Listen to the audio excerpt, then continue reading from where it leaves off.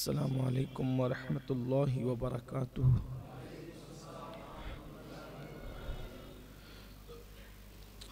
अल्हम्दुलिल्लाहि रब्बिल आलमीन वल आक़िबतु लिल मुत्तक़ीन वस्सलातु वस्सलामु अला सय्यिदिल अंबियाइ वल मुरसलीन व अला आलिहि व अस्हाबिहि त्वय्यिबीन अत्ताहिरीन अम्मा बाद फ़अऊज़ु बिल्लाहि मिनश शैतानिर रजीम बिस्मिल्लाहिर रहमानिर रहीम। तिलकर रुसुल फ़द्दलना बअदहुम अला बअद मिनहुम मन कल्लमल्लाहु व रफ़अ बअदहुम दरजात सदक़ल्लाहुल अज़ीम। क़ाल नबी सल्लल्लाहु तआला अलैहि व आलिहि वसल्लम अना हबीबुल्लाह वला फ़ख्र व क़ाल अना अकरमुल अव्वलीन वल आखिरीन अल्लाहु अला फ़ख्र औ कमा क़ाल सल्लल्लाहु तआला अलैहि व आलिहि वसल्लम सदक़ल्लाहु व सदक़ रसूलुल्लाह सल्लल्लाहु तआला अलैहि व आलिहि वसल्लम। गौसे आज़म बमने बेसरो सामा मददे क़िबले दी मददे काबे ईमा मददे मीरा ए खुदा जुओ खुदा बीनो खुदा दा मददे बगिरदा बेबला उफ्ताद कश्ती ज़ईफ़ानो शिकस्ता रात पुश्ती बहक के ख्वाजे उस्मान हारून मदद कुन या मोइनुद्दीन चिश्ती मदद कुन या मोइनुद्दीन चिश्ती मदद कुन या मोइनुद्दीन चिश्ती। अस्सलातु वस्सलामु अलैका या रसूल अल्लाह अस्सलातु वस्सलामु अलैका या नबी अल्लाह अस्सलातु वस्सलामु अलैका या हबीब अल्लाह व अला आलिका व अस्हाबिका या नूर अल्लाह सल्लल्लाहु तआला अलैका वसल्लम।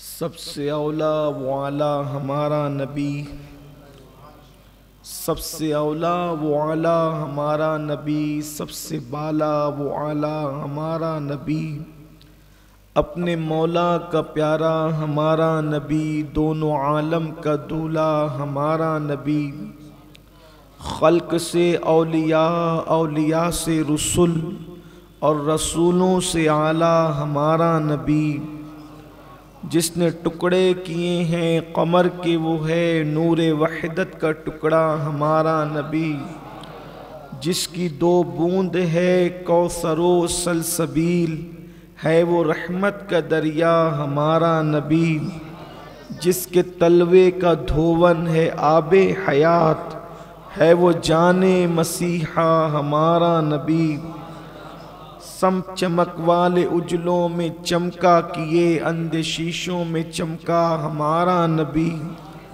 कौन देता है देने को मुँह चाहिए देने वाला है सच्चा हमारा नबी, और गमज़दों को रज़ा मुश्दा दीजिए कि है बेकसों का सहारा हमारा नबी। हमारा ये हफ्तावारी इज्तिमा भी है और मिलादुन नबी सल्लल्लाहु अलैहि व आलिहि वसल्लम का ये आखिरी हफ्ता भी है। चूँकि पूरे महीने में किसी न किसी उन्वान के हवाले से हुजूर की सीरत पर गुफ्तगू होती है और मिलाद मुस्तफ़ा सल्लल्लाहु अलैहि वसल्लम का ये हफ्तावारी इख्तितामी इज्तिमा होने की वजह से आज हुजूर पाक सल्लल्लाहु अलैहि वसल्लम की अज़मत बुज़ुर्गी और आपके ख़साइस पर कुछ बातें पेश करने की सआदतें हासिल करनी है। मकसद ये है कि हुजूर अकरम सल्लल्लाहु अलैहि वसल्लम से हम सब की निस्बतें मजबूत हो जाए। इब्तिदा में शुरू में ये बात समझने की है कि दुनिया में कोई बंदा हो, कोई बंदा, कोई कितना भी बड़ा वली हो, कोई कितना ही बड़ा गौस हो, कोई कितना ही बड़ा कुतुब हो, कोई कितना ही बड़ा पीर हो, कोई कितना ही बड़ा बुजुर्ग हो, हमने सबसे ज्यादा अगर किसी से मोहब्बत करनी है तो वो अपने नबी सल्लल्लाहु अलैहि वसल्लम से। हमें सबसे ज्यादा अगर किसी की ताज़ीम करनी है, सबसे ज्यादा तो हुजूर की ताज़ीम करनी, सबसे ज्यादा किसी का जिक्र करना है तो हमारे हुजूर सल्लल्लाहु अलैहि वसल्लम का जिक्र करना है। और यही हमें अपनी नस्लों के अंदर मुंतकिल करना है, क्योंकि हुजूर अलैहिस्सलाम का इश्क और हुजूर की मोहब्बत हमारे दिल में जितनी बढ़ती जाएगी हमारा ईमान उतना मजबूत होता जाएगा। और अल्लाह की मोहब्बत दिलों में बढ़ने की निशानी यही है कि हुजूर अकरम सल्लल्लाहु अलैहि वसल्लम की मोहब्बत दिलों के अंदर बढ़े। ये बात मैं शुरू में वाज़े करना चाहता हूँ कि आज कहीं ना कहीं हुजूर अकरम सल्लल्लाहु अलैहि वसल्लम की मोहब्बत में हम कमज़ोर पड़ रहे हैं। जो तबका दुनियादार और गुनहगार है वो तो इस तरह कमज़ोर हुआ कि उसके दिल में गानों की मोहब्बत आ गई, गज़लों की मोहब्बत आ गई, माल की मोहब्बत आ गई, इसकी मोहब्बत उसकी मोहब्बत आ गई। लेकिन जो दीनदार कहलाने वाला तबका है मैं उसको देख रहा हूँ कि जब हुजूर अलैहिस्सलाम का नाम नामी इसमें गिरामी आता है तो वो इजलाल व इकराम व अदब मुझे नज़र नहीं आता इल्ला माशाअल्लाह। लेकिन जब अपने पीर का नाम आता है तो महफिल के अंदर पूरी जगमगाहट आ जाती है। ये चीज़ मैं देख रहा हूँ और इसकी मुझे बेपनाह तकलीफ है। तो आप मुझे बताएं कि हमने नबी की वजह से पीर को माना कि पीर की वजह से नबी को माना? यानी आप खुद महफिलों के अंदर देखें कि जब नात शरीफ हो रही हो, पूरी नात हो जाए, सन्नाटा है, ऐसा लगता है जैसे सांप सूंघ गया हो। लेकिन जैसे ही पीर का नाम आया तो फिर नोट भी चलने लगती है, नारे भी लगने लगते हैं, हंगामा होने लगता है।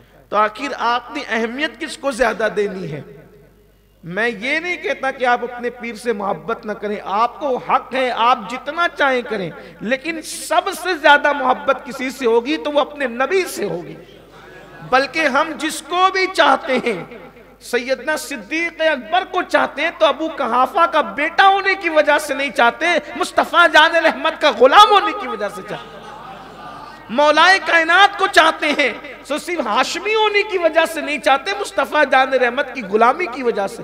बल्कि जिसको भी अहले बैत से जो मोहब्बत करते हैं इसलिए मोहब्बत करते हैं कि वो अहले बैत मुस्तफ़ा है, मुस्तफ़ा जान रहमत के घर वाले हैं। असहाबे रसूल से मोहब्बत करते इसलिए कि वो असहाबे मुस्तफ़ा है। हत्ता कि नाले रसूल से मोहब्बत करते तो इसलिए करते हैं कि ये नाले मुस्तफ़ा है सल्लल्लाहु अलैहि वसल्लम।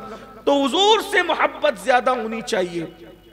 मैं आपको कोई जो है वो किसी और तरफ नहीं ले जाना चाह रहा हूं और आपको भी नहीं जाने, सिर्फ ये कि हुजूर से इश्क सल्लल्लाहु अलैहि वसल्लम, बल्कि जिससे भी मोहब्बत हो इस वजह से हो कि हमारे नबी ने मोहब्बत का हुक्म दिया है। बस यानी हर चीज में नबी नबी नबी, हुजूर की निस्बत, हुजूर की निस्बत, हुजूर की निस्बत, यानी निस्बतें मुस्तफ़ा में ऐसे फना हो जाएं कि जिधर नजर उठाएं वहां जलवा यार नजर आए।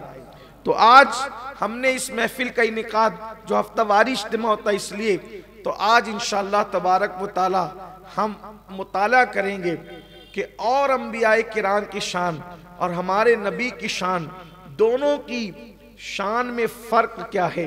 इसलिए कि आकाए करीम की शान जितनी बयान होगी, जितनी बयान होगी, दिल में उतना हुजूर का इश्क पैदा होगा, उतनी मोहब्बत रसूल पैदा होगी।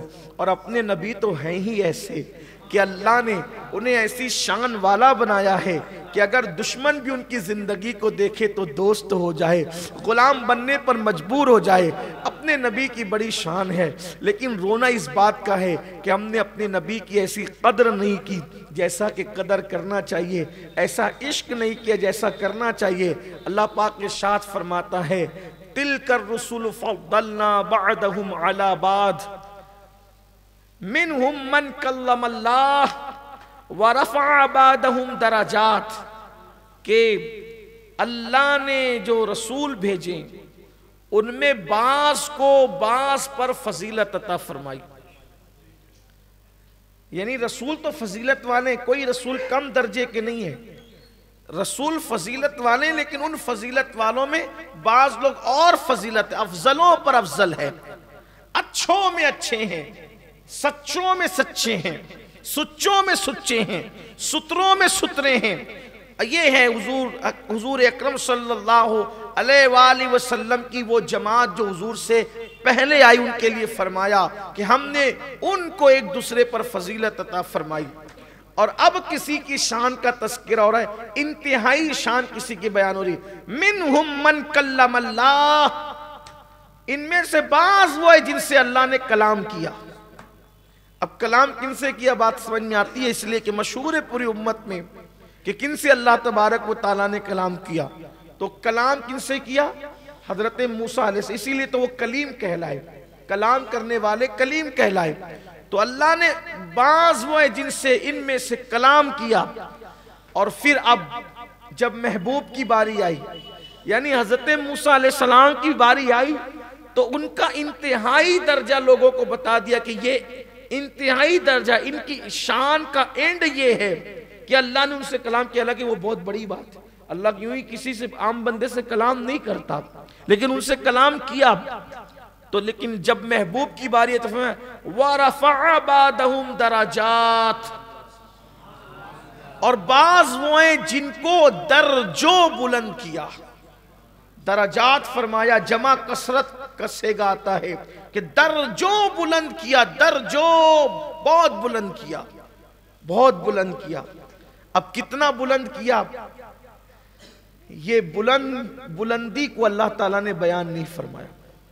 और फिर महबूब से कहलवा दिया कि आप कहें, अपनी शान बयान करें।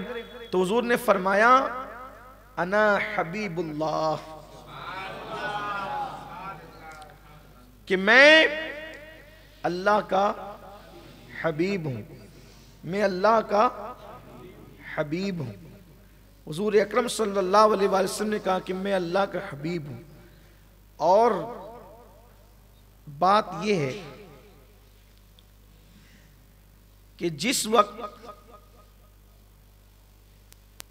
अरबी जबान में तर्जुमा किया जाता है अरबी इबारतों का, तो उसमें नहवियों के और सरफियों के कुछ कवायद होते हैं। उसमें नहवियों के और सरफियों के कुछ कवायद होते हैं, और उनमें से नहवियों का एक कायदा ये है,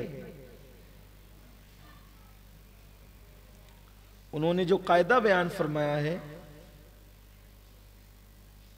तर्जुमा करने में, तो उस कायदे के मुताबिक यहां पर ये जो अना हबीबुल्लाह है ना, तो यहां माना पैदा हो रहे हैं हस्र के। तो अब माना ये होगा कि मैं ही अल्लाह का हबीब हूं, यानी मेरे सिवा कोई और अल्लाह का हबीब नहीं है। हुजूर अकरम सल्लल्लाहु तबारक व तआला अलैहि वसल्लम बताने के मैं ही अल्लाह का हबीब हूं। और जब हुजूर अकरम अब यहाँ बात ये होती है कि भाई हुजूर अकरम सल्लल्लाहु तबारक व तआला अलैहि वसल्लम ने जब ये फरमाया कि अना हबीबुल्लाह, कि मैं अल्लाह का हबीब हूँ, और माना ये बनने कि मैं ही अल्लाह का हबीब हूँ, तो फिर क्या कोई और अल्लाह का हबीब नहीं है? सवाल ये पैदा होता है, क्या कोई और अल्लाह का हबीब नहीं है?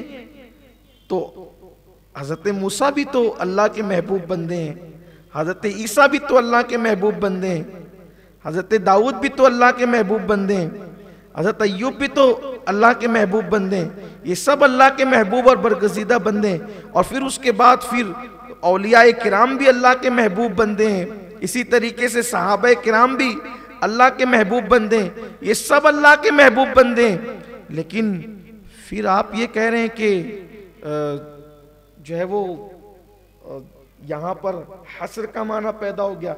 और हस्र का माना क्यों पैदा हुआ, थोड़ा सा मैं उसको भी वाजे कर दूं, तो हो सकता है कि अहले इल्म तक अगर आवाज़ पहुंचे और मैं कोई गलती कर रहा हूं तो वो मेरी इस्लाह करें। हस्र का माना नाहवियों के उसूल के मुताबिक उस वक्त पैदा होता है जब मुब्तदा ज़मीर हो, तो उसमें हस्र का माना पैदा होता है। और यहाँ जो है मुब्तदा ज़मीर है, और बिलखुसूस उस वक्त जब खबर मुअर्रफ बिल्लाम हो, तो फिर उसके अंदर फिर ये होता है कि मैं ही यहाँ, मैं ही, मेरे सिवा कोई नहीं। जैसे कि आप देखें कि मुअर्रफ बिल्लाम की मिसालियों बयान की जाती है, हुवल्लाहु अहद। एक तो है कि हुवल्लाह, अल्लाह है और अल्लाह ही है, अल्लाह है और अल्लाह ही है, उसके सिवा और कौन है? तो यहां हुजूर अकरम सल्लल्लाहु अलैहि वसल्लम ने फरमाया अना हबीबुल्लाह, कि मैं अल्लाह का हबीब हूं, मैं ही अल्लाह का हबीब हूं। अना अकरमुल अव्वलीन वल आखिरीन, मैं ही सबसे ज्यादा अव्वलीन और आखिरीन में इज्जत वाला हूं। तो ये जो बाकी लोग इज्जत वाले वे अल्लाह के बरगजीदा बंदे हुए, महबूब बंदे हुए, तो वो कैसे है? तो फिर यहां ये बयान किया जाता है कि अल्लाह के हबीब तो हबीब सिर्फ हुजूर है। अब जो भी महबूब बनेगा वो हुजूर के वास्ते से बनेगा, डायरेक्ट कोई महबूब नहीं बनेगा, वो हुजूर के वास्ते। अल्लाह का महबूब बने जो तुम्हें चाहे, उसका तो बयान ही नहीं है, तुम जिसे चाहो। तो जिसको भी मकाम महबूबियत नसीब हुई वो हुजूर अकरम सल्लल्लाहु अलैहि वसल्लम की वजह से नसीब हुई। तो आकाए करीम सल्लल्लाहु अलैहि वसल्लम की शान ये है कि हुजूर फरमाते हैं कि मैं अल्लाह का हबीब हूँ। और फिर क्या कहते, ला फख्र, इस पर मुझे कोई फख्र नहीं है। मैं ये बात कोई तकब्बुर से नहीं कहता, बल्कि ये बात तो अल्लाह ने मुझे कहने का हुक्म दिया है। इस पर कोई तकब्बुर नहीं है, इस पर कोई घमंड नहीं है, इस पर कोई गुरूर नहीं है। तो और अंबिया किराम अलैहिमुस्सलातु व तस्लीम सब इज्जत वाले, सब शान वाले, लेकिन उन सब से एक इनफिरादी शान हुजूर अकरम सल्लल्लाहु अलैहि वसल्लम की है। वो ये है कि और अंबिया किराम को अल्लाह तबारक व ताला ने जो शान अता फरमाई थी, और अंबिया किराम को चीदा चीदा शान जो अल्लाह ने दी थी, वो सारी शान अल्लाह तबारक व ताला ने अपने हबीब सल्लल्लाहु अलैहि वसल्लम के अंदर जमा फरमा दी। जैसे मिसाल के तौर पर किसी को एक शान दी, यानी एक मोजज़ा दिया, एक खुसूसियत दी, किसी को 2 दी, किसी को 3 दी, किसी को 4 दी, किसी को 5 दी, किसी को 6 दी, किसी को 7 दी, किसी को 8 दी, और सबसे ज़्यादा किसी को मोजज़ात दिए तो वह हज़रत मूसा अलैहिस्सलाम को दिए, और उसकी पूरी तादाद बयान की जाती है 9। कुरान में अल्लाह ने फरमाया 9 फरमाया, हमने 9 उनको शाने दी, उनको 9 आयात दी, उनको यानी 9 मोजज़ात दिए। ये आप गौर फरमाएं कि हज़रत मूसा अलैहिस्सलाम की पूरी ज़िंदगी में जो कुरान मोजज़ात बयान कर रहे, तादाद कितनी है? 9 हैं। हुजूर अकरम सल्लल्लाहु अलैहि वसल्लम तो एक दिन में कई कई मोजज़ात दिए, एक दिन में। तो सारे अंबियाए किराम को जो खुसूसियतें मोजज़ात दिए वो हमारे हुजूर को दिया, और हुजूर को जब दिया तो हुजूर अकरम सल्लल्लाहु अलैहि वसल्लम को वो मोजज़ात बदरजे अतम दिए, यानी उनकी सारी खुसूसियात इनमें जमा की और बदरजे अतम जमा की, एक बात। और दूसरी बात ये है कि जो उनको नहीं दिया वो हमारे नबी को अता फरमाया, यानी उनमें जो था वो सब बदरजे अतम यहाँ मौजूद है, उनमें जो था वो सब बदरजे अतम यहाँ मौजूद है।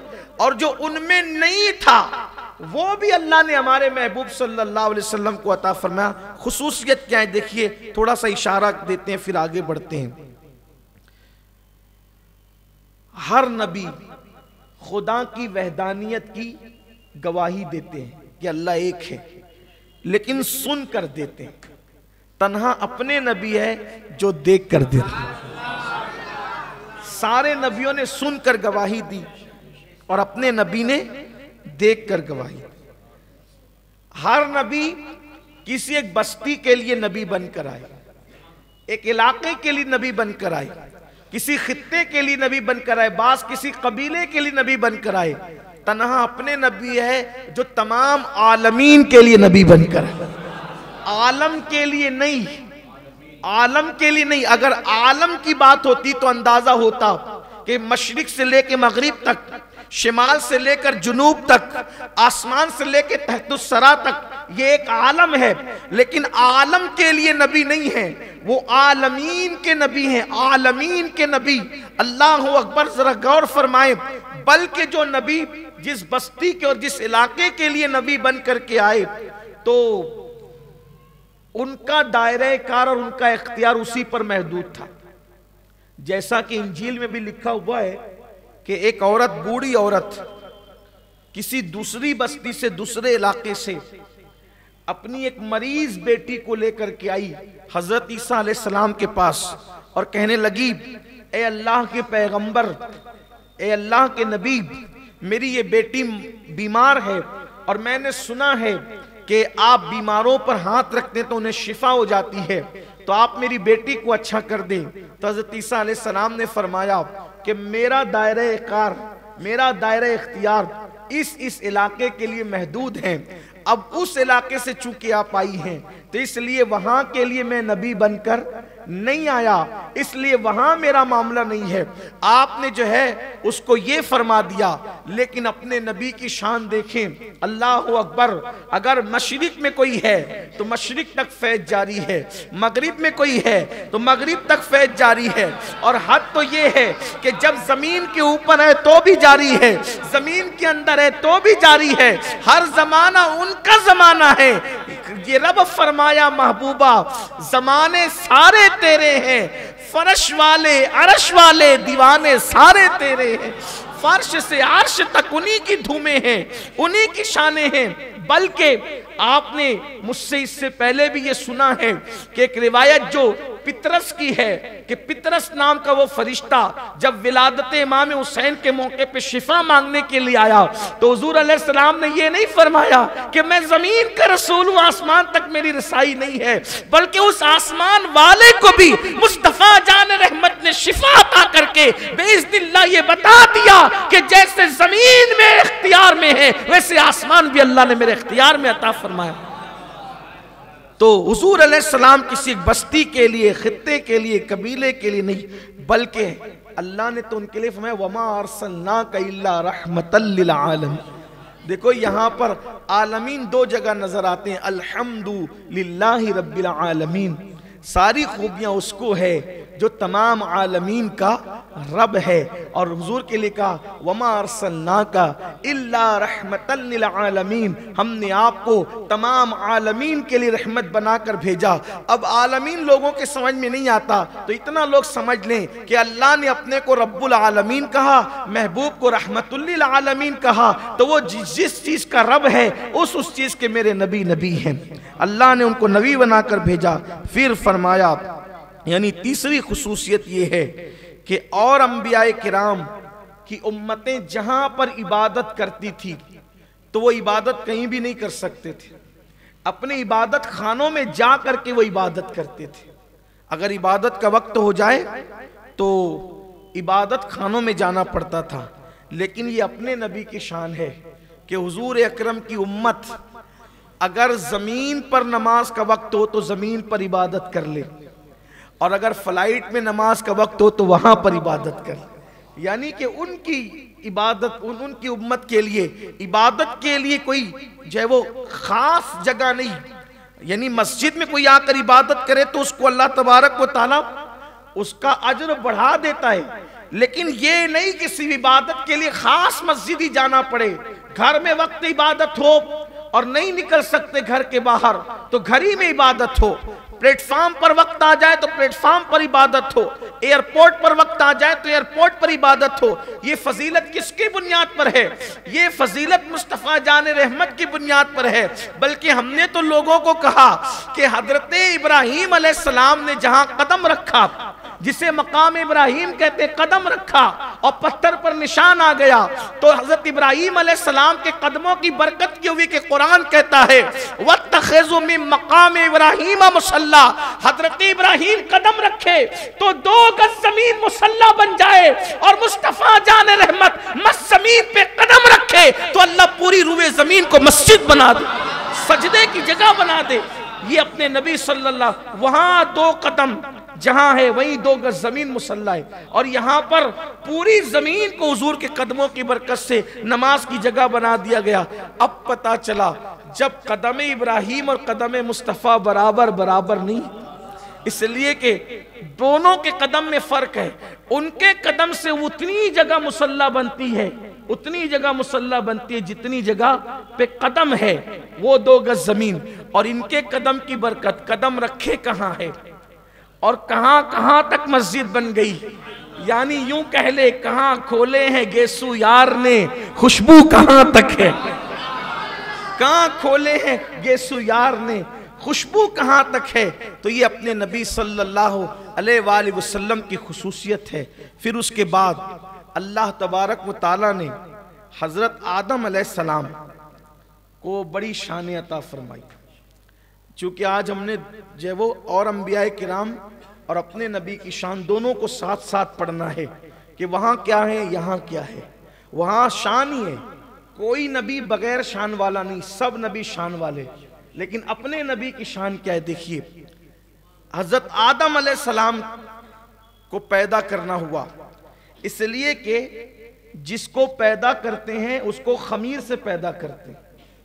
खमीर मतलब जिससे इंसान बनता है, खमीर से पैदा करते हैं।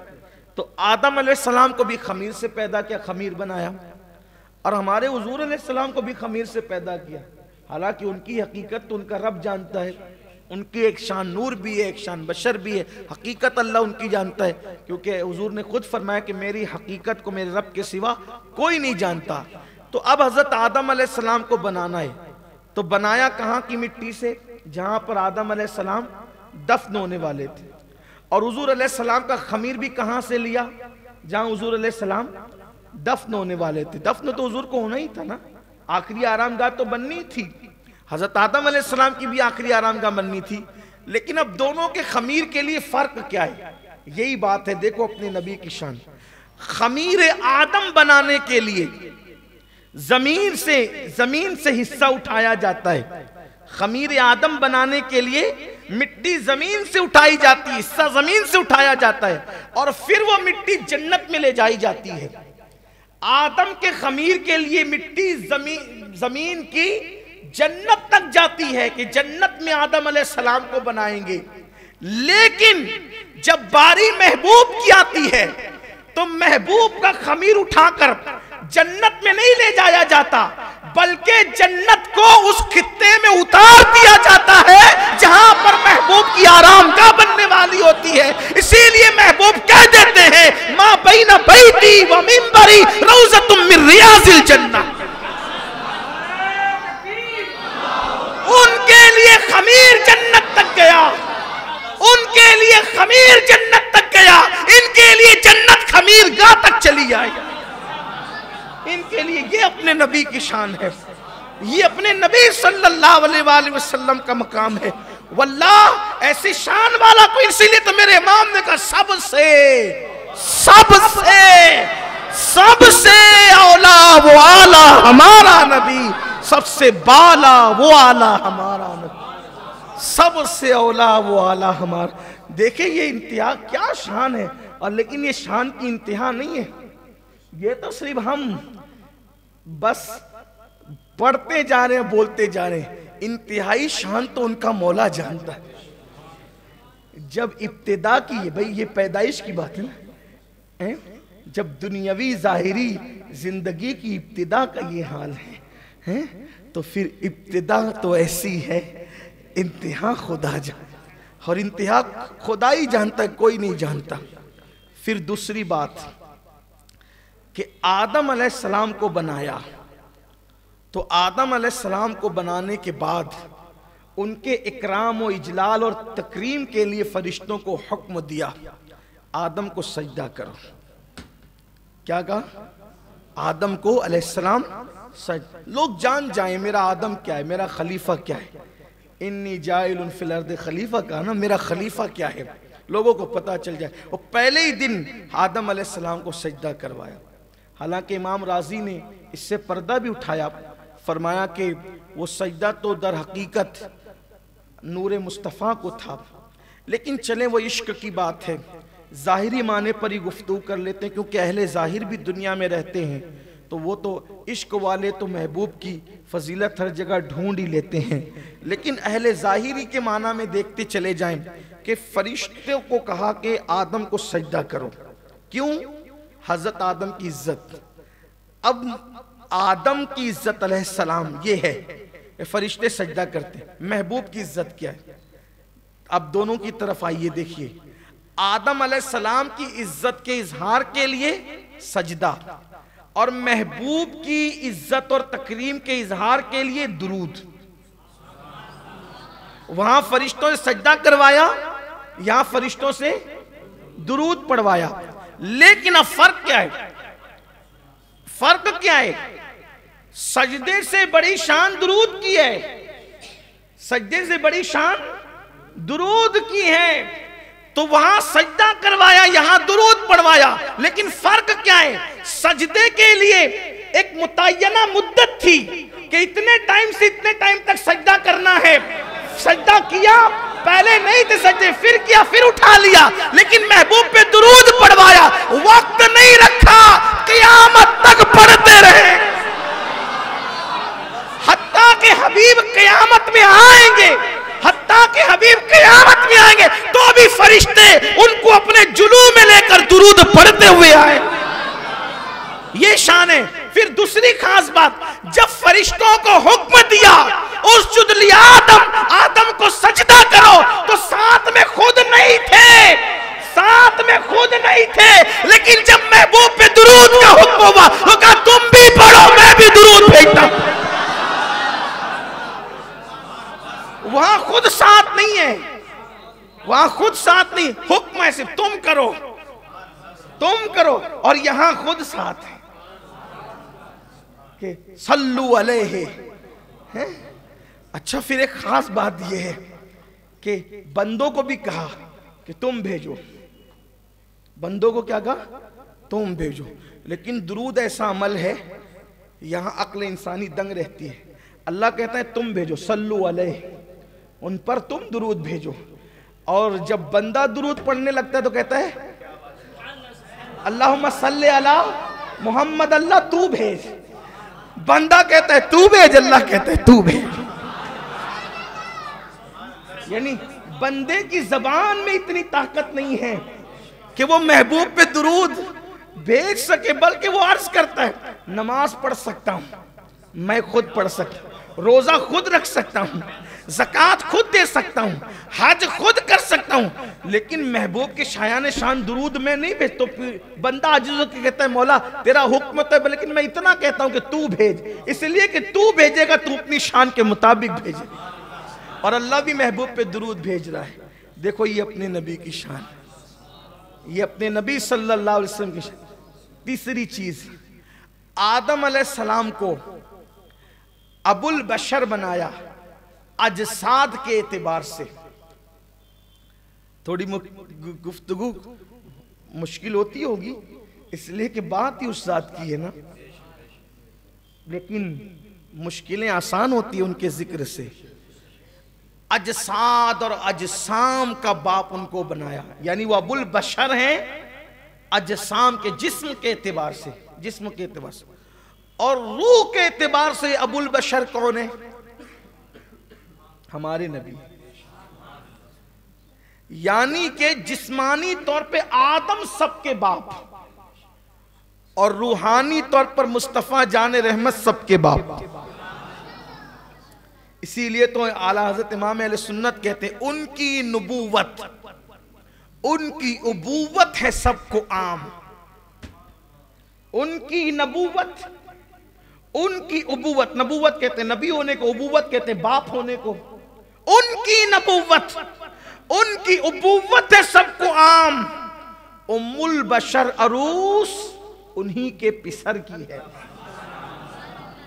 उम्मुल बशर अरूस उन्हीं के। मैं उम्मुल बशर को थोड़ा लोगों को समझाने के लिए कहता हूं, हव्वा अरूस किसकी? उन्हीं के पिसर की है, यानी हव्वा बहू है, उम्मुल बशर बहू है, यानी उनके बेटे की दुल्हन है, बीवी है। तो उनका बेटा कौन है?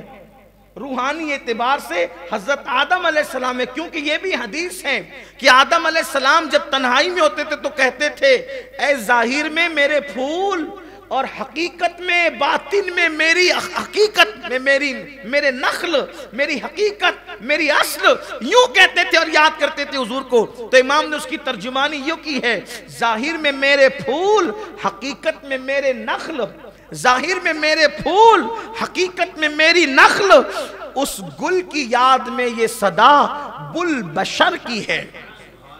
अब आते हैं और आगे चलते हैं कि हजरत सुलेमान अलैहिस्सलाम, हजरत सुलेमान अलैहिस्सलाम को अल्लाह ने बादशाह बनाया। हजरत सुलेमान अलैहिस्सलाम को अल्लाह ने बादशाह बनाया, बादशाह तथा कि सुलेमान अलैहिस्सलाम को, और अपने नबी को सल्लल्लाहु अलैहि वसल्लम उनको दी बादशाहत, और अपने प्यारे नबी सल्लल्लाहु अलैहि वसल्लम को बादशाहत भी दी और फक्र भी दिया। हालांकि हुजूर हमारे बादशाह नबी, उन्होंने कहा कि मैं बादशाह नबी होने को पसंद नहीं करता, मैं तो बंदा पसंद होने को पसंद करता हूं, एक टाइम खाऊं एक टाइम भूखा रहूं, ये एक दिन खाऊं एक दिन भूखा रहूं। लेकिन अगर हकीकत की नजर से देखें तो ये ममलकत इस्लामिया, रियासत मदीना की बागडोर किसके हाथ में थी? हुजूर अकरम सल्लल्लाहु अलैहि वसल्लम के हाथ। और अगर हुकूमत की बात देखी जाए तो शर्क से लेके गर्ब तक हुकूमत किसकी है? बल्कि वो बादशाह हैं, शहंशाह हैं, कौन इनकार कर सकता है? बल्कि सुलेमान अलैहिस्सलाम को तो जो बादशाहत मिली है वो सिर्फ जमीन की बादशाहत मिली है, लेकिन अपने नबी की शान ये है कि वो तो आसमानों में भी हुकूमत रखते हैं, जमीन में भी हुकूमत रखते हैं। इसीलिए तो फरमाया, मेरे दो वजीर जमीन में है, दो वजीर आसमानों में है। जो दो वजीर जमीन में है, एक का नाम अबू बकर है, एक का नाम उमर है। जो दो वजीर आसमानों में है, एक का नाम जिब्रील है, एक का नाम मिकाइल है। अब आप मुझे बताएं, जिसकी हुकूमत जहां रहती है उसका वजीर वहीं रहता है। तो जमीन पे हुकूमत थी तो जमीन के वजीर हुए, आसमान पे हुकूमत हुई तो आसमान के वजीर हुए। ये तो उनकी हजरत यूसुफ अलैहिस्सलाम को भी हुकूमत मिली, हजरत दाऊद अलैहिस्सलाम को भी हुकूमत मिली, हजरत सुलेमान अलैहिस्सलाम को भी। लेकिन आका की हुकूमत की जो शान है वो और जगह नहीं है। फिर सुलेमान अलैहिस्सलाम का लश्कर जो था, अब जरा सुनते जाइएगा, कुछ कहूंगा कुछ नहीं कहूंगा, लेकिन समझना, जरा तवज्जे करना। सुलेमान अलैहिस्सलाम का जो लश्कर था वो जिन्नात थे, सिपाही। सुलेमान अलैहिस्सलाम के लश्कर के सिपाही कौन थे? जिन्नात, इंसान, परिंदे। इंसान, जिन्नात, परिंदे, वहशी जानवर, ये सब क्या है? सुलेमान अलैहिस्सलाम के लश्करी सिपाही है। लेकिन जब अपने नबी की बात आई ना, तो वहां जिन्नातों को लश्करी बना दिया, वह इंसानों को लश्करी बना दिया, वहां चरिंदों को, दरिंदों को, परिंदों को लश्करी बना दिया। बड़ा मोजज़ा है सुलेमान अलैहिस्सलाम का। लेकिन अपने प्यारे की बात आई तो फरिश्तों को उनका सिपाही बनाया, उनके लश्कर में फरिश्तों को भेजा। बोलो बद्र में कौन आया? हालांकि बद्र का नक्शा पलटने के लिए एक ही फरिश्ता काफी था, लेकिन एक मकाम पर क्या कहा? 1000 भेजा, एक मकाम पे कहा 3000 भेजा, एक मकाम पे कहा 5000 भेजा। और आपको बताऊं, मुंजिलीन कहने के बाद भी बात खत्म नहीं की, बल्कि क्या कहा? फरिश्तों तुम चलो महबूब के सिपा बनने के लिए, लश्करी बनकर महबूब के सहाबा की मदद करने के लिए। हबीब तलवार लेकर मैदान में आया, तुम सब चल करके लड़ो। और फिर साथ में ये भी कहा, इन्नी माकुम। फरिश्तों को तो भेजा ही भेजा, इन्नी माकुम का, मैं भी तुम्हारे साथ, मैं भी इन्नी माकुम, मैं भी तुम्हारे साथ हूं। ये शान सिर्फ मुस्तफ़ा जान रहमत की, हुजूर अलैहिस्सलातु व तस्लीम किसी को ये शान नसीब नहीं हुई। फिर सुलेमान अलैहिस्सलाम को परिंदों की बोलियां सिखाई। सुलेमान अलैहिस्सलाम परिंदों की बोलियां जानते थे, और अपने नबी परिंदों की बोलियां तो जानते ही थे, लेकिन हुजूर परिंदा बोलता है। सब मजहब के लोग, सब मसलक के लोग, सब मकतब फिक्र के लोग जानते हैं कि परिंदा बोलता है। चिड़िया चहचहाती है, बोलती है, जबान है तो बोलती है। मैना मैना करती है ना, कुछ तो माना है उसके, समझने वाले समझते हैं। पपीहा पी पी करती है, हजरत बेदम शाह वारसी और अमीर खुसरो के अंदाज में कहें तो वो पपिया पी पी अपने यार को पुकारती। यानी कि हर परिंदे की, चरिंदे की, दरिंदे की बोली है, क्योंकि उनके मुंह में जबान है। वो अल्लाह ने सुलेमान अलैहिस्सलाम को परिंदों की बोलियां सिखाई, और अपने नबी को पत्थरों की आवाज सुनने का अल्लाह तबारक व ताला ने मलका अता फरमाया। हुजूर अलैहिस्सलाम फरमाते हैं कि मैं, मुस्लिम शरीफ की हदीस है, कि मैं उस पत्थर को अभी तक पहचानता हूं जो ऐलान नबुव्वत से पहले मुझ पर दुरूद व सलाम पढ़ता था। अब यहाँ एक मसला और हल हो जाता है, एक मसला यहाँ और हल हो जाता है। कुछ लोग कहते हैं कि नबी को 40 साल के बाद नबुव्वत मिली। 40 साल पहले तो वो खुद नहीं जानते थे कि वो नबी है कि नहीं है, ये बात कही जाती है, बड़े झगड़े इस पर हैं। तो मुस्लिम शरीफ में ये हदीस है, चूंकि सहीह सित्ता में है। अब मैं लोगों से पूछता हूँ कि ये कैसी अजीब बात है कि जिसको नबुव्वत देनी थी उसको ही नहीं, या जिसको नबुव्वत दी उसको ही नहीं बताया कि आप नबी हैं, और पत्थर को बता दिया कि ये नबी है। तो फजीलत आप किसकी साबित कर रहे हैं? और एक खास बात, फिर अपने नबी की शान भी यहां बढ़ती। देखो, कोई नबी की शान घटा नहीं सकता, जो घटाने जाएगा ना फिर वो बढ़ी जाएगी। तो मुखालिफ ने क्या कहा, मुनकिर ने क्या कहा कि 40 साल के बाद नबुव्वत मिली, लेकिन सही मुस्लिम की वजह से उसको मानना पड़ता है कि अल्लाह के रसूल ने फरमाया कि ऐलान नबुव्वत से पहले।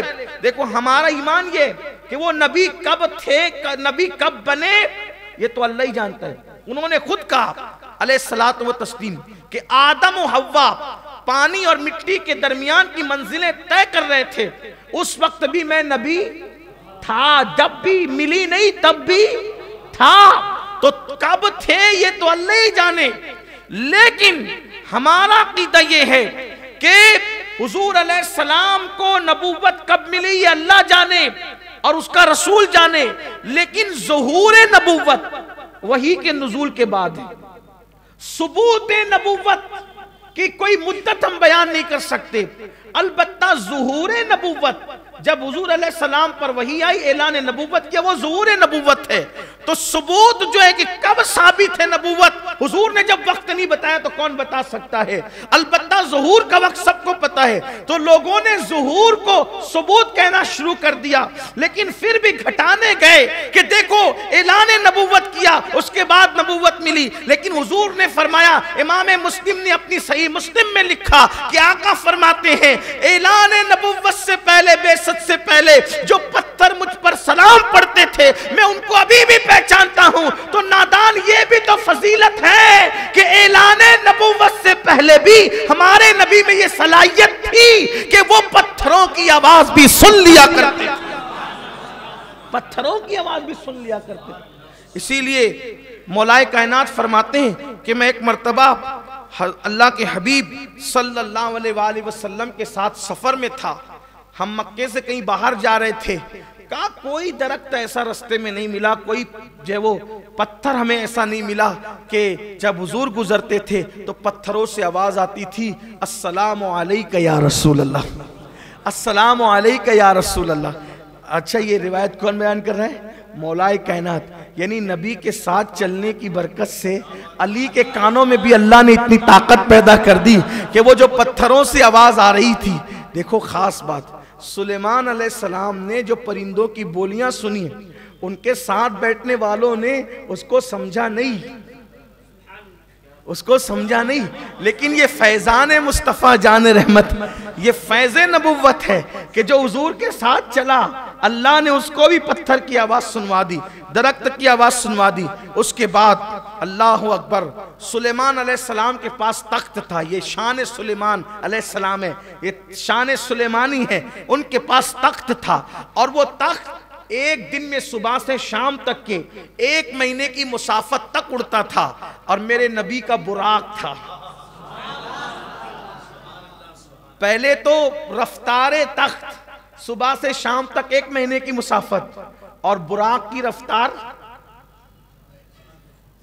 पलक के झपकते कहां पहुंचा।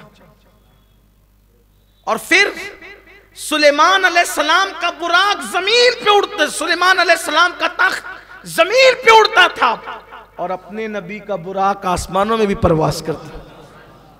सुलेमान अलैहिस्सलाम लश्कर में जा रहे हैं, 3 मील के फासले से, 3 मील, अगर आज के हिसाब से उसका अंदाजा लगाएं तो 3 मील होता है 4.5 किलोमीटर। 3 मील के फासले से सुलेमान अलैहिस्सलाम ने चूंटियों की आवाज, चूंटी की आवाज सुनी। चूंटी बात कर रही थी अपनी चूंटियों से, मातहत चूंटियों से, उनकी उसकी आवाज सुनी और मुस्कुरा दिए। कितने कान की शान है, 3 मील के फासले से चूंटी की आवाज सुनी, अपने नबी की शान। कितना फासला है? 3 मील। आवाज किसकी? चूंटी की। मेरे नबी फरमाते हैं, जब मैं मां के पेट में था तो लौहे महफूज पर चलने वाले कलम की आवाज को सुन लिया करते। वहां 3 मील है, यहां मीलें खत्म है, न मील है न संगे मील है। ये अपने नबी की शान है। देखो कोई ऐसी शान वाला दुनिया में नहीं आया जो शान अल्लाह ने अपने महबूब सल्लल्लाहु अलैहि वसल्लम को अता फरमाई। अब आते हैं और इस पे बात खत्म करते हैं, फिर कब भी मौका रहेगा तो फिर हम बात आगे बढ़ाएंगे कि फिर अल्लाह ताला ने मूसा अलैहिस्सलाम को सबसे ज्यादा मौजज़ात आपने सुने कि 9 मौजज़ात हजरत मूसा अलैहिस्सलाम को दी। ये कलीम है, और अपने नबी वहां कुल 9 है। उन 9 में से क्या है? आप जो है अपना हाथ अपने बगल में रखते थे, हाथ रखकर बगल में रखते थे, फिर निकालते थे तो वो रोशन हो जाता था, चमकने लगता, तो उसको कहते हैं यदे बैजा। ठीक, ये सुलेमान हजरत मूसा अलैहिस्सलाम का मौजज़ा यदे बैजा। लेकिन हाथ चमकाया, खुद का नबी का हाथ, वो भी बगल में रखा, थोड़ी देर चमकाया। और अपने नबी का मौजज़ा, जिस लकड़ी को छू दे वो रोशन हो जाए, जिस लकड़ी को छू दे वो रोशन हो जाए। अच्छा, कमाल तो ये है कि वो सिर्फ लकड़ी रोशन ना हो, उस लकड़ी से कोई दूसरी लकड़ी टच हो जाए तो वो भी रोशन हो जाए। ये हदीस पाक है।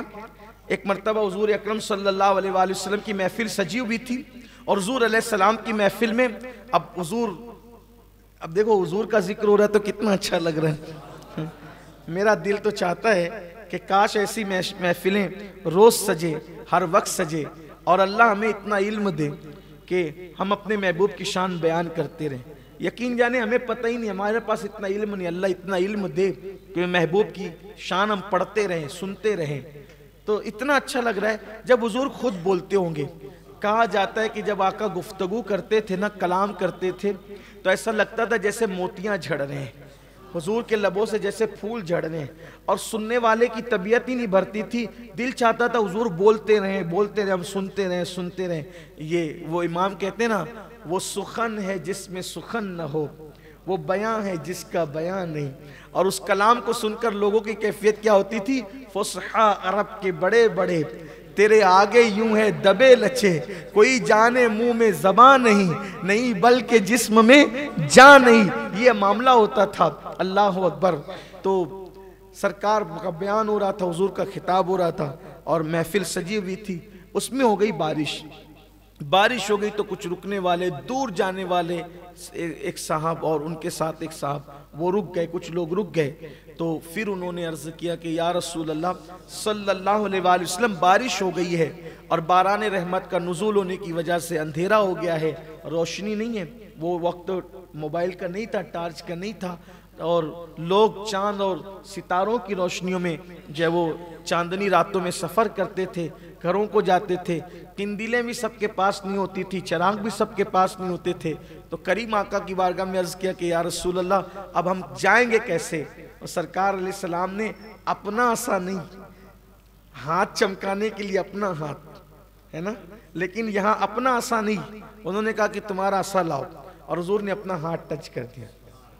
फरमाया जाओ इसकी रोशनी में चले जाना। तो वो आसा रोशन हो गया, उसके अंदर से नूर की शुआएं निकलने लगी, वो रोशन हो गया और उसकी रोशनी हो जाने लगे। तो उनके साथ एक और साहबी थे, वो भी साथ हो गए, वो दोनों चलने लगे।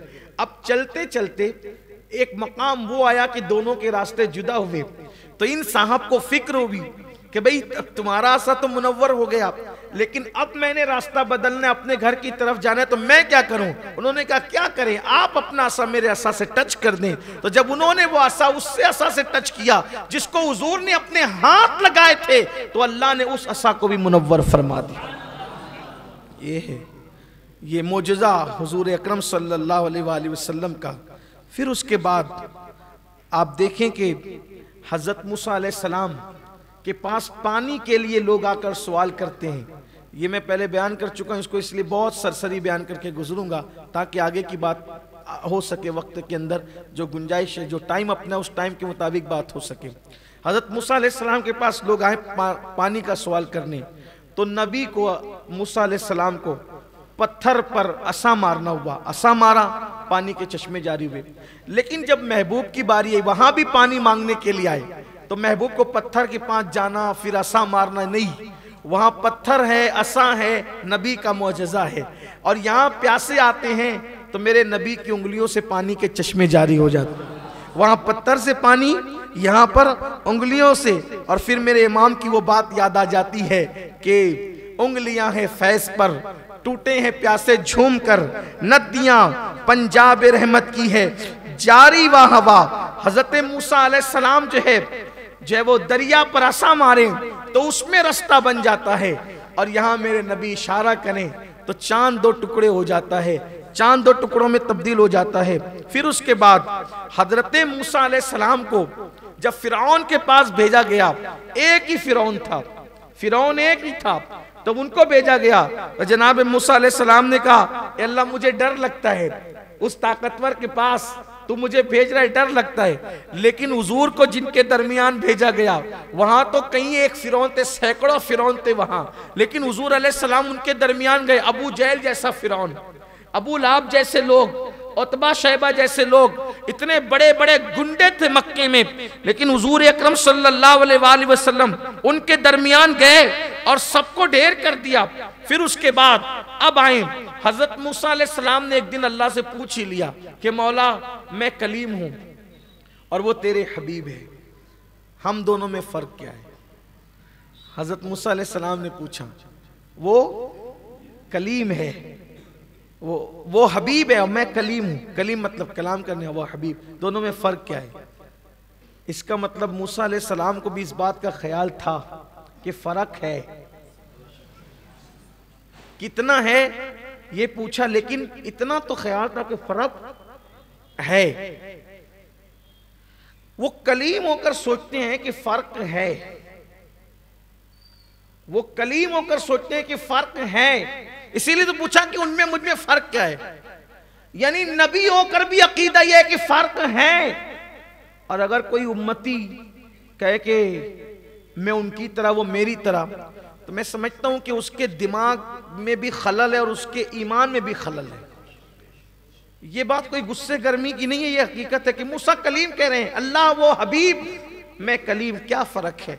अब अल्लाह ताला खुद बयान फरमाता है, हदीस पाक है जिसको अपने अल्फाज के जामे में आपके सामने पेश कर रहा हूं कि अल्लाह ताला खुद बयान करता है कि मूसा, आज तुमने कहा ना कि कलीम और हबीब में फर्क क्या है, तो सुनिए कलीम और हबीब का फर्क ये है कि कलीम 40 दिन तक अपना घर बार छोड़कर, अपने अहलो अयाल छोड़कर, अपनी कौम छोड़कर वादिये मुकद्दस में आता है और तूर के दामन में 40 दिन तक इबादत करता है। कलीम कितने दिन तक? 40 दिन तक। 40 दिन तक रोजे रखे, 40 दिन तक नमाजें पढ़े, और उसके बाद जब 40 दिन तक इबादत कर चुके तो फिर एक मर्तबा नहीं, इतनी इबादत करके, इतना इत्तिकाफ करके, इतने मुकद्दस मकाम पर आकर एक मर्तबा नहीं बल्कि 9 मर्तबा कहे कि मैं तुझे देखना चाहता हूं, और रब कह दे लन तरानी, तुम नहीं देख सकते। ये कलीम है और हबीब वो है कि वो सर से लेकर पैर तक चादर तान कर अपने जेवर चचा साथ बहन के घर में आराम करते हैं, सोते हैं, तो जिब्रील को 70,000 फरिश्तों के साथ भेज करके कहा जाता है जा पहले कदम चूमना, और कदम चूम कर कहना अल्लाह तेरा मुश्ताक है, तुझे याद फरमा रहा है। ये हबीब है।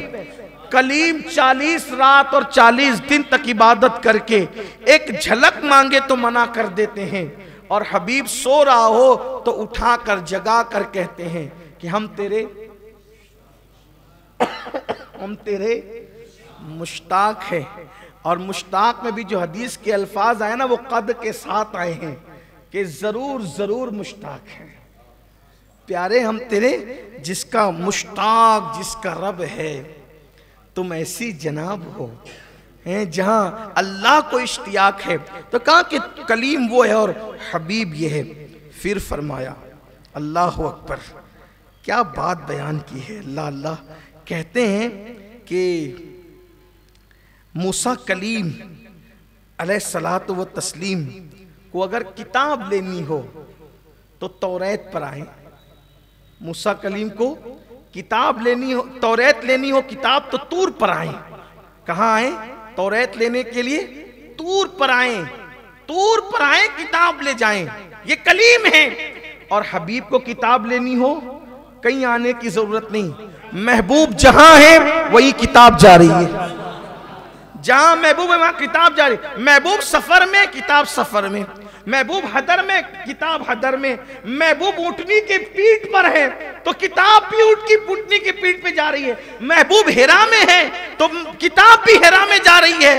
हत्ता के महबूब आयशा के बिस्तर पर है तो किताब वहां भी बिस्तरे आयशा पे जा रही है। यानी कि हजरत कलीम की शान ये है कि वो दूर जाकर किताब ले, और यहाँ किताब जो है मुस्तफा जान रहमत जहां जहां हो वहां वहां पहुंचे।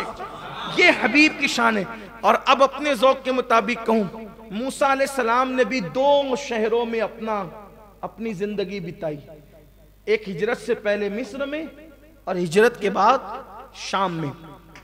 लेकिन तौरात की बात सूरतें शामी नहीं हुई और बात सूरतें मिस्री नहीं हुई। हजरत मूसा की यहां भी हिजरत है, हिजरत से पहले हिजरत के बाद। बात सूरतें मिस्री नहीं, बात सूरतें शामी नहीं। लेकिन कुरान की बात सूरतें मक्की और बात सूरतें मदनी। अब लोग कहते हैं जो मक्के में उतरी वो मक्की, जो मदीने में उतरी मदनी। मैंने कहा नहीं, बात ये नहीं है। इसलिए कि मुफस्सिरीन का सही तर कौल ये है, मुफस्सिरीन का सही तर कौल ये है कि जो हिजरत से पहले उतरी वो मक्की है, और जो हिजरत के बाद मक्के में भी उतरेगी तो वो मक्की नहीं है बल्कि मदनी है। जैसे ये आया करीमा अल यौम अकमलतु लकुम दीनकुम व अतममतु अलैकुम नेमती व रदीतु लकुमुल इस्लाम दीना। तमाम मुफस्सिरीन का इत्तेफाक है, इब्ने अब्बास से लेकर साहिब नईमी तक, कि ये आयत करीमा हज्जतुल वदा के मौके पर जो है मैदान अरफात में उतरी है, लेकिन कोई इसको मक्की नहीं कहता, सब इसको मदनी कहते हैं। यानी हिजरत से पहले मक्की, हिजरत के बाद सारी सूरतें मक्के में उतरे, अरफात में उतरे, हुनैन में उतरे, ताइफ में उतरे, जहां वाजन में उतरे, जहां उतरे वो सब मक्की कहलाई। हिजरत के बाद भी जो है वो मक्की नहीं बल्कि मदनी कहलाई। मक्के में उतरने के बाद भी, मक्के के इर्द गिर्द में उतरने के बाद भी, हिजरत के बाद जो सूरतें, जो आयतें नाजिल हुई वो मक्की नहीं बल्कि मदनी कहलाई। राज क्या है? क्या राज है? वजह यह है, जब तक नबी ने हिजरत नहीं की थी तब तक नबी मक्की थे, हिजरत कर ली तो फिर नबी मदनी हो गए। अल्लाह ने कहा प्यारे तुझसे प्यार इतना है, जब तक तू मक्की था हमारा कलाम भी मक्की, जब तू मदनी हो गया हमारा कुरान भी मदनी हो गया। इंजील की बात सूरतें जो वो अल्लाह अकबर, लाहमी और शामी और बैतुल मुकद्दसी, ये सब नहीं है कि फिलिस्तीनी नहीं है, हालांकि वो सब शामी का इलाका था। ये सिर्फ आपको समझाने के लिए कह रहा हूं, मगर ये अपने नबी की शान है। तो अल्लाह ने कहा मूसा ये फर्क है कि कलीम और हबीब का फर्क आपने पूछा है, ये फर्क है। फिर उसके बाद कलीम छठे आसमान पे खड़े होकर बार बार महबूब को तकता है और हबीब ला मकां पे आकर खुदा को तकता है। ये कलीम हबीब में फर्क है। फिर कलीम इल्म मांगता है, अल्लाह मुझे इल्म चाहिए, इरशाद होता है खिजर के पास जाओ, खिजर को सौंप दिए जाते हैं। कलीम ने इल्म मांगा तो खिजर को सौंप दिए गए और महबूब से कहलवाया जाता है रब्बी जिदनी इल्मा, मेरे इल्म में ज्यादती कर। कलीम इल्म मांगते तो खिजर को सौंपते हैं और खिजर के पास भेजते हैं। हबीब इल्म मांगते हैं तो अर्रहमान अल्लमल कुरान का मुज्दा सुनाते हैं और कहते हैं मेरे पास आता कि मैं तुझे वो सब कुछ अता कर दूं जो तू नहीं जानता था। ये है अपने हबीब अलैहिस्सलाम की शान। फिर कहा, कलीम कहता है रब्बिश रहली सदरी, खुद कहता है मेरा सीना कुशादा कर। हबीब के लिए हम खुद कहते हैं अलम नशरह लका सदरक। कलीम कहता है मौला मेरा ये बोझ उठाने के लिए मेरे भाई हारून को मेरा खलीफा बना दे। मेरा ये बोझ कौन उठाएगा? मेरा बोझ, मेरी जिम्मेदारियों का बोझ कौन उठाएगा? कौन उठाएगा? मेरा भाई। हबीब से कहा जाता है ववदाना अन्का विज़रक, क्या हमने आपका बोझ खुद नहीं उठा लिया? मूसा का बोझ भाई उठाए, महबूब का बोझ हम खुद उठाए। ये कलीम हबीब में फर्क है। फिर कलीम कहे वयस्सिरली अमरी वहलुल उक़दतम मिन लिसानी यफ़क़हू क़ौली, कि मेरी ज़बान की गिरा को खोल दे। और हबीब वो है जिसके लिए हम खुद कहें वमा यंतिक़ु अनिल हवा इन हुवा इल्ला वह्युन युहा, प्यारे ज़बान तेरी होगी कलाम हमारा होगा। ये है कलीम हबीब में फर्क। और अल्लाह खुद बयान फरमा रहा है, हाय हाय। फिर कलीम को मेराज हुई, कलीम को मेराज हुई, कहां हुई? कोई मेराज थी ना वादिये मुकद्दस में। अब तवज्जो करना, वादिये मुकद्दस में मेराज हुई, जितनी बातें की सब बयान कर दी। क्या क्या बयान की? इन्नका बिल वादिल मुकद्दसी तुवा, आप मुकद्दस वादी में आ गए। फिर क्या कहा? फ़ख़लान अलैक, अपनी जूतियां उतार दो। फिर क्या कहा? इन्नी अनल्लाह, वो भी बयान कर दिया। फिर क्या कहा? अक़ीमिस सलात अली ज़िक्री, मेरे लिए नमाज कायम करो मेरी याद के लिए। यानी जितनी बातें मूसा से की अकेले में सब बयान कर दी। और हबीब को मिराज में बुलाकर जो बातें की तो क्या कहा, फ़अौहा इला अब्दिही मा औहा, जो बातें करनी थी की। तो अल्लाह फरमाता है प्यारे कलीम और हबीब में फर्क ये है, जब कलीम से बात करते हैं तो सबको बता देते हैं, और जब हबीब से बात करते हैं तो फिर किसी को नहीं। ये कलीम और हबीब का राज सबको नहीं बता। उसको यूं समझें कि जब कोई उस्ताद पूरे क्लासरूम में सबसे बात करता है, तूने होमवर्क किया, सबके सामने किया नहीं किया, कल कब आया था, आज कब आया, वगैरह वगैरह, मिलाने के लिए नहीं कर, सिर्फ समझाने के लिए। लेकिन कोई एक खास तालिब इल्म होता है, उस पर शफकत की नजर जाती है, जरा रेसिस पे मिलना फिर बात करें, इसलिए कि इस पर मुत्तला कोई नहीं होना। और यार की बात सबको थोड़ी बताई, ये सिर्फ मिसाल दी समझने के लिए, मिलाने के लिए नहीं। जिस से बातें की, जिस से सब ओपन कर दी। और हबीब से की तो क्या, फ़अौहा, जिब्रील भी इस वक्त है, वो क्या प्यारी बात कही है ना इमाम ने, गुंचे जो चटके, गुंचे माँ औहा के जो चटके दना के बाग में, गुंचे माँ औहा के जो चटके दना के बाग में, बुलबुले सिदरा तक उसकी बू।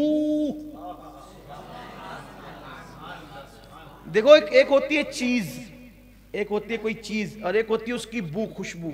जैसे अंडा तला जाए, अंडा तला जा रहा है घर में, मैं आपके लेवल पे उतर के बाद, वो तो आला हजरत है, वो बहुत आला बात होती है। हाँ, मैं तो हजरत भी नहीं हूँ, तो इसलिए मैं आपके सामने आपके साथ उतर के बात करना चाहता हूँ। उसकी तशरीह नहीं कर रहा हूँ, मेरी औकात ही नहीं कि मैं उनके कलाम की तशरीह करूँ। बड़े बड़े वहाँ जब वो तामकटोइयाँ करते रहते हैं, मेरी क्या हैसियत है। अंडा तला जाता है कहाँ, बिल्डिंग में, घर में, लेकिन नुक्कड़ पर उसकी खुशबू आती है। ठीक, यानी चीज कहीं हो लेकिन उसकी खुशबू से अंदाजा हो जाता है कि कुछ हो रहा है। जुमा के दिन आमतौर पर गलियों से गुजरो तो मालेगांव के मौतर खुशबूदार, जायकेदार और हिंदुस्तान भर में कहीं ना मिलने वाले पुलाव की खुशबू मशाम जान को मुअत्तर करती है। यकीन जानिए, सब जगह के खाने अपनी जगह है, लेकिन मालेगांव में जो बिलखुसूस यौमुल जुमा को, ईदुल मोमिनीन को, जो गरीबों के घर में पुलाव बनता है, उसकी लज्जत ही कुछ और है। हाँ, लेकिन चूंकि अपने महबूब का जिक्र कर रहा हूं तो इसलिए फिर वो जिक्र फिर इस जिक्र के साथ, तो लेकिन खुशबू आती है। अब पता नहीं किस गली में पक रहा, लेकिन खुशबू तो आती है। ठीक, उसको कहते हैं बू। खुशबू को क्या कहते हैं, बू। पुलाव तक रिसाई नहीं है, लेकिन खुशबू ने कहीं ना कहीं महसूस किया कि कुछ हो रहा है।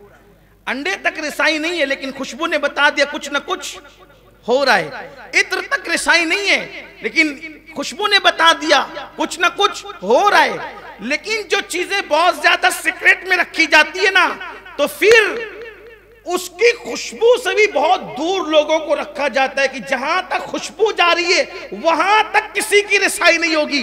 अब बताएं, रिसाई किसकी नहीं होगी? अमीरुल कादरी की ना हो कोई बात नहीं, कोई हैसियत ही नहीं, औलिया की ना हो इसलिए कि बात के दर्जे के लोग हैं, सहाबा की ना हो, बहरहाल इंसान है। लेकिन अल्लाह अकबर, महबूब से जब बात करते हैं, हजरत मूसा से बात किया, हर कसो नाकस के सामने बयान कर दिया किताब में लाकर, लेकिन जब महबूब से बात किया तो फिर किस शान से किया। गुंजे जो चटके माँ औहा दना के बाग में, बुलबुले सिदरा तक उसकी बू से, खुशबू से भी महरम नहीं। यानी महबूब से जब बातें की तो इतनी सेके रास में की कि बात तो बात है, बात की खुशबू तक जिब्रील की रिसाई ना हो सकी। ये कलीम और हबीब का फर्क।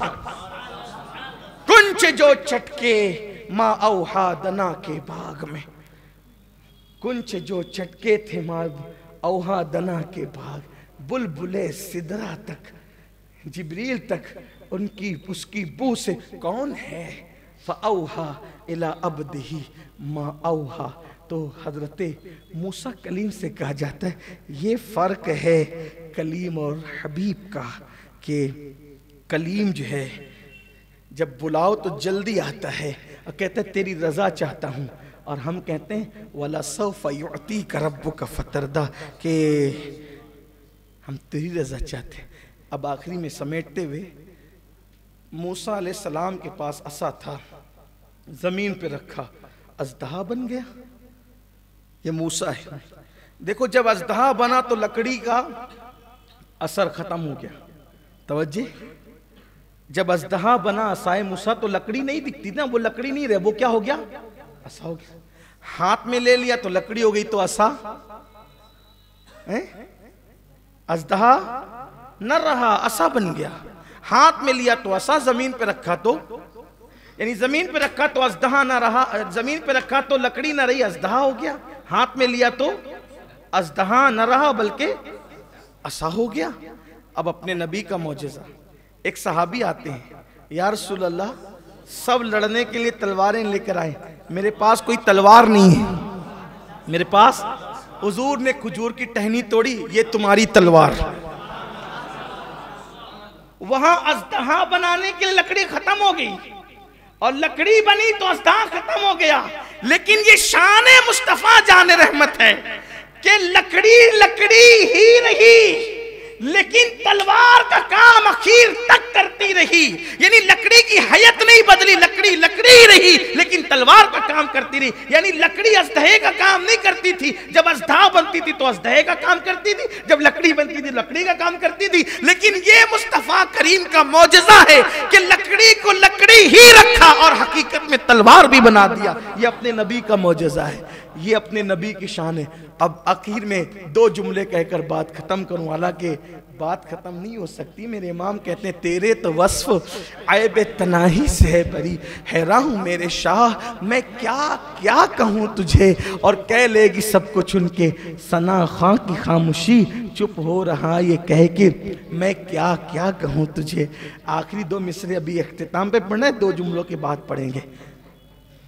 हजरत इब्राहीम अलैहिस्सलाम को मेराज कराई, सारे जमीन और आसमान दिखाएं। तवज्जे फरमाएं, एक पत्थर पे खड़ा किया, कहा देख लो मेरी बादशाह देखो। तो हजरत इब्राहीम अलैहिस्सलाम पत्थर पे खड़े होकर क्या देखा, अर्श से लेकर तहतुस सरा तक। इब्राहीम को पत्थर पे अलैहिस्सलाम खड़े करके अर्श से तहतुस सरा तक दिखा दिया, और नबी को अर्श पे खड़ा करके, इन्हें पत्थर पे खड़ा करके अर्शता फर्श दिखाया, उन्हें अर्श पे खड़ा करके अर्शता फर्श दिखाया। जहां इब्राहीम अलैहिस्सलाम की निगाह जाती है वहां मुस्तफ़ा जान रहमत के कदम जाते हैं, जहां निगाह इब्राहीम जाती वहां। और फिर उसके बाद जो दूसरा जुमला था एंड पर, वो ये कि ईसा अलैहिस्सलाम को मुर्दे जिंदा करने का मौजज़ा, ठीक, बीमारों को शिफा देने का मौजज़ा, अंधों को आंख देने का मौजज़ा, कोड़ियों को शिफा देने का मौजज़ा, मिट्टी के परिंदों में फूंक मारकर उड़ाने का मौजज़ा, ये ईसा अलैहिस्सलाम के मौजज़ात थे। लेकिन जब कोड़ी आए, तवज्जो करना, मौजज़ा बड़ी चीज है। जब कोड़ी आए, अब शिफा देना है, बेइज़्नी इजाजत लो फिर दो। परिंदा बना के फूंक मारना है, इजाजत लो फिर दो, ठीक। फिर उसके बाद कोई बीमार आए, शिफा देना है, इजाजत लो फिर दो। कुरान उठा के पढ़ लें आप, हर जगह बेइज़्नी बेइज़्नी बेइज़्नी की कैद है। लेकिन ये महबूब है, एक ही इजाजत में हमेशा के लिए इजाजत दे दी गई। क्या कहा गया, क्या कहा गया मेरे महबूब के लिए, या अय्युहन नबी इन्ना अरसलनाका शाहिदन व मुबश्शिरन व नज़ीरा व दाइयन इलल्लाहि बिइज़्नि। एक इजाजत, वहां हर मोजिज़े में हर मर्तबा इजाजत, शिफा दो बीमार को इजाजत, कोड़ी के लिए इजाजत, नाबीना के लिए इजाजत, मुर्दे को जिंदा के लिए इजाजत, बेच दे बेच दे बेच दे। और यहाँ दायन इलल्लाहि बिइज़्नी, एक मर्तबा इजाजत दे दी गई और मुतलकन अब जो चाहे करता रहे। अगर कोई जन्नत मांगने आए अलग से इजाजत की जरूरत नहीं, इजाजत दे चुके। जन्नत बेच दे, जन्नत दे दे, भीख में दे दे, बेच कर दे दे। अगर कोई वुजू कराए तो वुजू कराने पर अता कर दे। फिर उसके बाद अगर कोई पागल ऊंट आए, अब यहां बेइज्जती नए सिरे से बेइज्जती की जरूरत नहीं। वदायन लिल्लाहि बेइज्जती कहकर मुतलकन इजाजत दे दी गई। तू पागल ऊंट को अच्छा कर दे, मुतलकन इजाजत है। बीमारों को शिफा दे दे, मुतलकन इजाजत है। चांद को टुकड़े कर दे, मुतलकन इजाजत है। सूरज को पलटा दे, मुतलकन इजाजत है। कंकरियों को बुलवा दे, मुतलकन इजाजत है। जानवरों से कलाम कर ले, मुतलकन इजाजत है। हरनी को आजाद करा दे, मुतलकन इजाजत है। अल्लाहु अकबर। एक मर्तबा मैं आऊं और 9 मर्तबा अपनी मर्जी से फिर तू आता जाता रहे, मुतलकन इजाजत, मुतलकन इजाजत है। ये अपने नबी की शान है। कह लेगी सब कुछ उनके, सना खां की खामोशी, चुप हो रहा ये कह के मैं क्या क्या कहूँ तुझे, लेकिन रजा ने खत्म सुखन इस पे कर दिया। खालिक का बंदा, खल्क का आका का, ऐसे अपने नबी हैं। और नबियों की शान और अपने नबी, शान वालों में शान वाले। इसलिए हुजूर का इश्क दिल में बढ़ाओ, और इश्क रसूल दिल में बढ़ाने का बेहतरीन जरिया दुरूद शरीफ की कसरत है। कम से कम रोज़ाना सोने से पहले या 24 घंटे में भी कभी भी 313 मरतबा दुरूद शरीफ। सबसे मुख्तसर दुरूद है सल्लल्लाहु अलैहि व आलिहि वसल्लम। क्या पढ़ोगे? कि हुजूर ने फरमाया कि मुझ पे अकेले दुरूद ना पढ़ा करो, जब भी दुरूद पढ़ो तो मेरी आल के साथ पढ़ा करो। हाँ, तो नाकिस दुरूद नहीं पढ़ना, बल्कि हुजूर के पूरे हुक्म सल्लल्लाहु, बोलो सल्लल्लाहु अलैहि व आलिहि वसल्लम, सल्लल्लाहु 313 मरतबा पढ़ोगे। सिर्फ 5 मिनट में 313 मरतबा दुरूद शरीफ हो जाएगा। और इंशाअल्लाह इस दुरूद शरीफ की बरकत यह है, जो 313 बार दुरूद शरीफ पढ़े, मरने से पहले पहले वो रसूल पाक का दीदार भी करेगा। इसलिए इश्क रसूल बढ़ाने के लिए दुरूद शरीफ पढ़ें। दूसरी बात, हुजूर की जो सुन्नतें हैं उस पर अमल करें। तीसरी बात, तिलावत कुरान कसरत से करें। और चौथी चीज़, जो नात खां बामाना और मोतबर शोरा के कलाम पढ़ते हैं, उनको अकेले में बैठ करके हुजूर का तसव्वुर करके सुने, दिल में इंशाअल्लाह इश्क रसूल पैदा होगा। अल्लाह हम सबको तौफीक बख्शे। गुफ्तगू के दरमियान कोई गलती हो तो अल्लाह माफ़ फरमाए। अस्तग़फिरुल्लाह रब्बी मिन कुल्लि ज़ंबिन व अतूबु इलैहि व मा अलैना इल्लल बलाग। अस्सलामु अलैकुम व रहमतुल्लाह। रिसालत के परवानों, हर शनिचर को बाद नमाज इशा सुन्नी दावत इस्लामी के आलमी मरकज़ इस्माइल हबीब मस्जिद में सुन्नी इज्तिमा होता है। आप हजरात पाबंदी के साथ इसमें शिरकत फरमाएं। सुन्नी दावत इस्लामी की वेबसाइट sunnidawatislamי.net पर विजिट करें और बहुत सारी दीनी मालूमात हासिल करें।